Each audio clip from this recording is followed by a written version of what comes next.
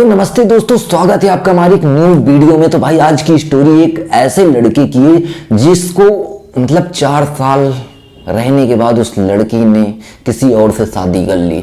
तो चलिए स्टोरी को चालू करते हैं। ये स्टोरी चालू होती है आज से 4 साल पहले, यानी कि सन 2020 की बात है, जब एक लड़का अपने किसी रिलेटिव के शादी थी तो वहां से वो बारात लेकर गया था किसी एक लड़की के घर। और वो लड़की जो थी वो लड़की की बहन थी जिससे शादी हुई थी। तो जब वो लड़का बारात में गया तो लड़की जो थी लड़के को देखती है और अपना दिल दे बैठती है वही शादी में। लेकिन वो लड़की बोलती नहीं है कि हाँ मैं उससे प्यार करती हूँ, ऐसा कुछ है। तो 6 महीने, शादी के 6 महीने बाद जो लड़का है उस लड़की के घर जाता है, यानी कि वो लड़की दिल्ली में रहती है। तो लड़का जब दिल्ली जाता है और 3-4 दिन उस लड़की के घर रहता है तो वो लड़की, क्योंकि ऑलरेडी वो शादी में उसको पसंद कर चुकी थी कि हाँ मैं इसको लाइक करती हूँ, हर एक चीज़, तो लड़का तब तक नहीं करता था।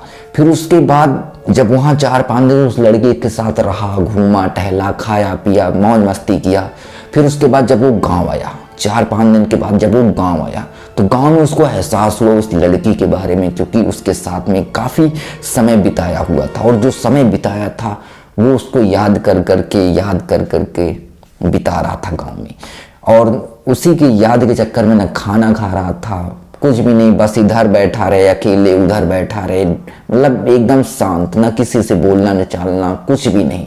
उसके घर वाले भी यही सोच रहे थे कि भाई लड़के को हो क्या गया, दिल्ली से आया है, इतना पहले तो हंसी खुशी रहता था, अब इतना उदास रहने लगा, क्या रीजन है। तो काफ़ी घर वालों के पूछने के बाद भी उस लड़की ने बताया नहीं, बोले ठीक है बस वैसे ही थोड़ा मूड खराब। बोले कि 2-3 दिन से तुम ऐसे उदास रह रहे हो, क्या बात है कोई। तो लड़के ने इग्नोर कर दिया, कुछ नहीं बस वैसे ही थोड़ा, वैसे ही पर्सनली कोई दिक्कत है। तो घर वालों ने बोला कि हाँ हो सकता है कुछ पढ़ाई लिखाई का वो सब चीज़ें होंगी, तो इसी वजह से बच्चा ऐसे उदास है। फिर उसके बाद उसने डिसाइड किया कि नहीं, मुझे अब जाना है दिल्ली उस लड़की से मिलने। तो लड़के ने 2-3 दिन बाद दिल्ली का टिकट कराया और दिल्ली पहुंच गया। और दिल्ली पहुंचकर एक कोई वैसे जॉब ढूंढा कि जिससे उसका खर्चा भी चल सके, और घर वालों से बता दिया था कि मैं अब काम करूँगा, मैं पढ़ाई लिखाई अब नहीं कर पाऊँगा क्योंकि अब मेरे बस की पढ़ाई लिखाई है नहीं। तो फिर वो जब दिल्ली गया, जॉब ढूंढा और उस लड़की को मतलब कांटेक्ट, उसके जो रिलेटिव थे जिससे शादी हुई थी उसके लड़के की, वो अपने मतलब उसकी भाभी लगती थी, तो वो अपनी भाभी से उस लड़की का नंबर लिया क्योंकि उसकी बहन थी। तो नंबर लेने के बाद जब उसने मैसेज किया, डर डर के मैसेज किया कि हाँ कहीं लड़की कुछ घर वालों को न बता दे, फिर मेरा तो बैंड बज जाएगी। लेकिन तब भी उसने, लड़के ने हिम्मत करके उस लड़की को मैसेज किया और फाइनली दोनों की बातचीत होने लगी। कॉल पे, मैसेज पे, व्हाट्सएप पर, हर जगह से बात होने लगी। फिर वो लोग रिलेशन में आ गए कि हाँ एक दूसरे से प्यार करें, क्योंकि आपस में लव यू वो सब बोल चुके हैं। फिर उसके बाद 2 साल के बाद लड़की की शादी घर वाले तय कर देते हैं। और ये बात लड़की जब लड़के को बताती है तो लड़के का रिएक्शन इतना बेकार होता है भाई, हर लड़के का रिएक्शन खतरनाक ही होगा, क्योंकि भाई जिससे वो प्यार कर रहा है जब उसकी शादी किसी और से होती है तो बहुत तकलीफ होती है। तो लड़के को काफ़ी तकलीफ हुई।